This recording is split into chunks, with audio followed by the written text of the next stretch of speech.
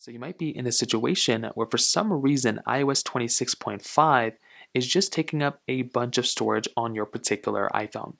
So you might be trying to figure out how you can go through and limit this amount of storage.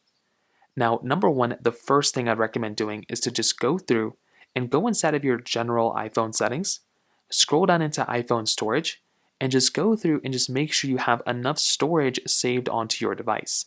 That's kind of one of the most important things I'd recommend doing is to just go through and just kind of clear out some storage right over here. Sometimes the system storage might be the one that's taking up a lot of data.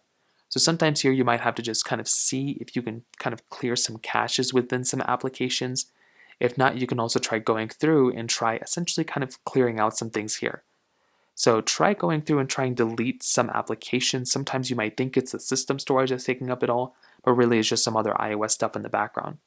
So scroll through, try deleting some stuff that you no longer really need anymore. That's kind of one of the big things. Now another thing is to see if there's another update available. Sometimes updating your device can actually be the thing that'll clear out some storage. So tap onto that update wherever it is.